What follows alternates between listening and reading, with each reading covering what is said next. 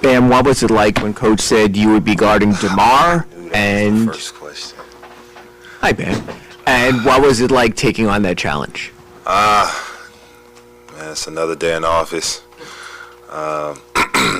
Obviously your coach trusting you to, defend their star player as a center. It speaks a lot for who you are, what you bring to the team.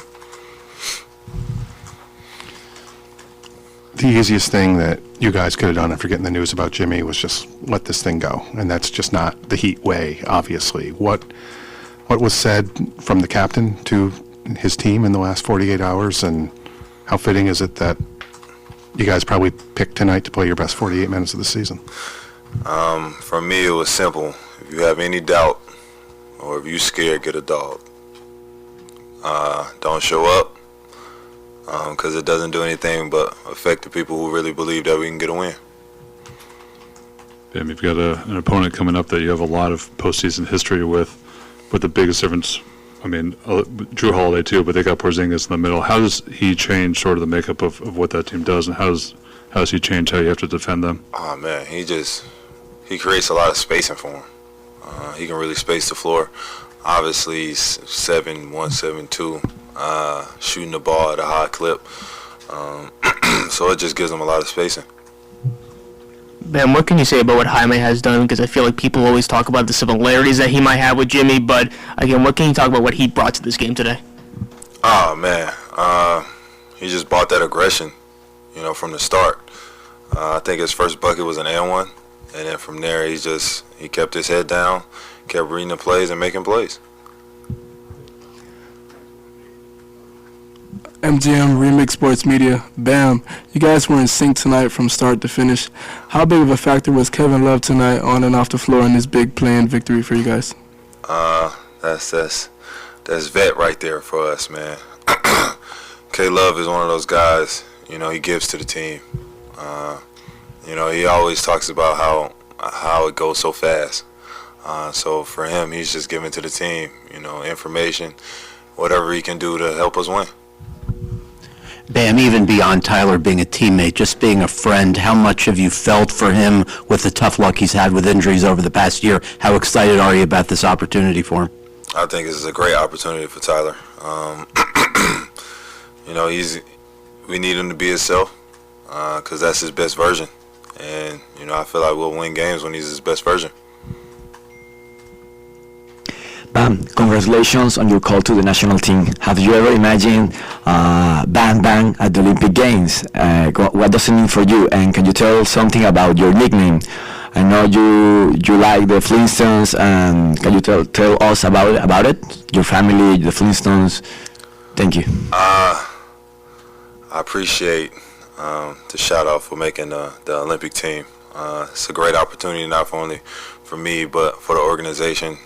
For this country, go out there to Paris and be able to win another Olympic gold sounds good to me. But my name came from, obviously, the Flintstones. For those who don't know the story, I flipped over the coffee table about 11 months watching the show and mimicked Bam Bam. So there you go.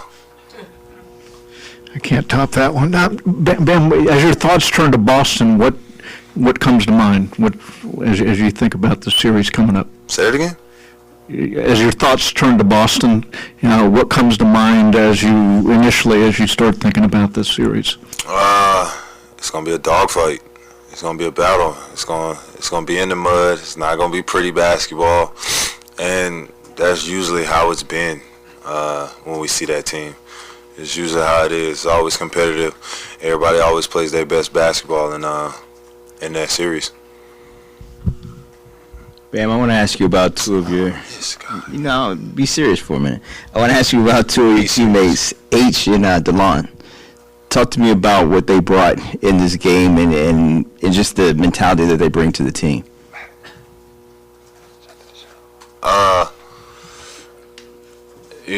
Spo always says, and when they check in, man, it's how many ever minutes they play, it's hell for the other team, because that's when we play zone, that's when we pick up in 22, and that's when they cause havoc. and they thrive off that. Our team thrives off that because sometimes we get off the slow starts and they'll check in and change the pace of the game. One more for you. I want to ask you about Nico. I know he's on the scouting report now, and Spo talks about how when you get on the scouting report, it's different. What's your message to Nico and how he still impacts winning, even if he does has a game where he has 5 points? Keep impacting winning. The biggest thing about it, you know, people get lost in stats and whatever the case may be, but if you impact winning, people are going to notice that, and that can translate to a championship team. You know, it's a lot of guys who aren't the scorers on their team when they win, but you know, they do the little things, the detailed things that matter, that don't show up on the box score. Hey, Bam. We are again in that moment of the season when a team that finished in the 8th seed, people believe that can be the number one. It happens again. How would you explain that feeling and why people have to believe in the Heat for this first round?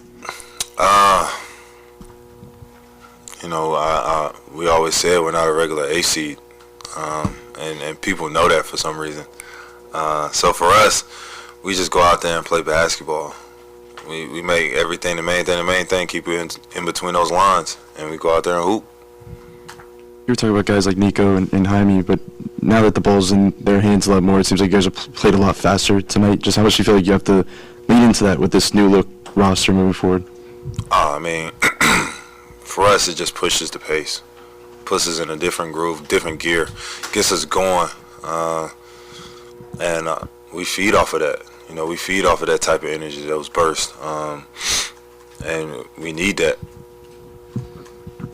All right. Lives matter, people. Thanks, man. Yeah.